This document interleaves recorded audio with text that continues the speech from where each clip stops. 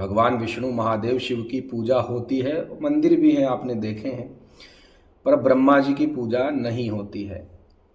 ऐसा किसी का प्रश्न आया है कि क्यों नहीं होती है, क्या कारण है कि मंदिर भी नहीं देखने को मिलते हैं ब्रह्मा जी के। तो शिव पुराण के अनुसार यदि मानते हैं हम, तो एक बार ब्रह्मा जी और विष्णु जी में परस्पर इस बात के लिए झगड़ा हो गया था कि हम दोनों में से श्रेष्ठ कौन है। ब्रह्मा जी कहते हैं कि मैं सृष्टि का रचयिता हूँ इसलिए मैं श्रेष्ठ हूँ। विष्णु जी कहते हैं कि मैं पालन करता हूँ इसलिए मैं श्रेष्ठ हूँ। और इसी प्रकार से थोड़ा जो विचार इनमें चल रहा था श्रेष्ठता को लेकर, वो थोड़ा बढ़ जाता है। उसी समय आकाशवाणी होती है और शिव जी का ज्योतिर्मय लिंग वहाँ पर प्रकट होता है।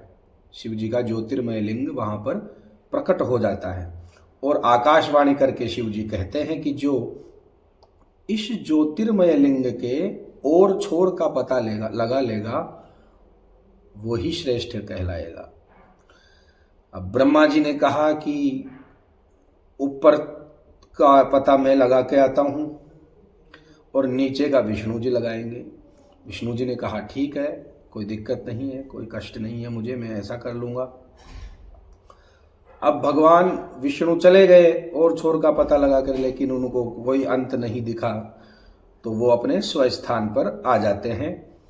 और फिर ब्रह्मा जी को देखा जाए तो ब्रह्मा जी भी पता लगा रहे थे, किंतु उन्हें भी कोई अंत नहीं नजर आया।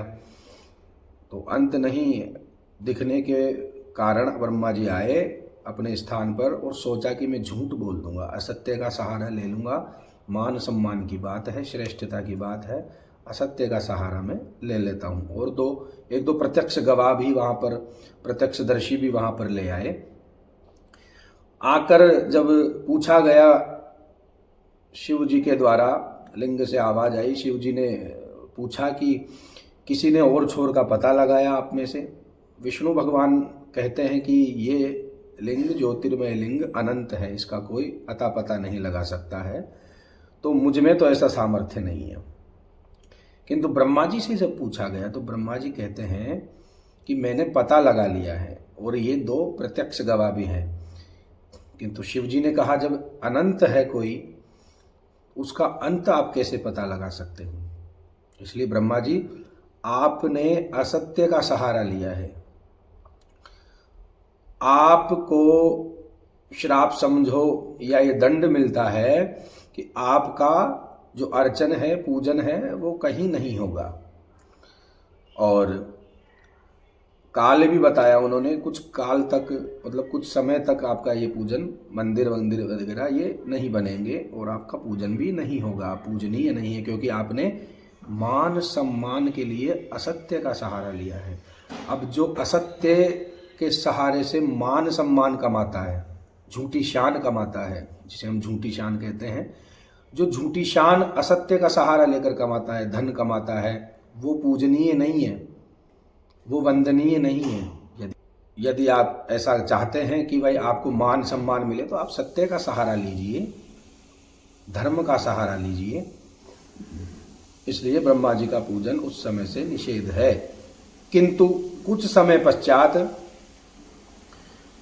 पश्चात कुछ ऐसी घटनाएं हुई इतिहास में कि फिर ब्रह्मा जी को यज्ञ में स्थान दे दिया गया कि यज्ञ वेदी कुंड इत्यादि के पास में आपका स्थान रहेगा। कहीं कहीं अनुष्ठानों में, धार्मिक अनुष्ठानों में आपकी पूजन होगी, किंतु आपका मंदिर नहीं होगा। इस प्रकार की एक घटना पुष्कर की भी आती है, जो राजस्थान में है, अजमेर के पास में पुष्कर। वहाँ पर ब्रह्मा जी का प्राचीन मंदिर भी है, बहुत पुराना मंदिर है, और कुंड भी है वहाँ पर, जहाँ ब्रह्मा जी ने यज्ञ भी किया था। और ऐसा वर्णन है कि वहाँ पर अपनी पत्नी के बिना ब्रह्मा जी बैठ गए थे, पत्नी ने भी श्राप दिया था। तो ये जो कथा है मैं आगे के चलचित्र में आपको बताऊंगा, और उस कथा को ध्यान से सुनने के लिए आपको चैनल को सब्सक्राइब करना पड़ेगा, लाइक करना पड़ेगा, सब्सक्राइब करना पड़ेगा, शेयर करना पड़ेगा। कमेंट में भी आप मुझसे इस प्रकार के प्रश्न पूछ सकते हैं। हर हर महादेव।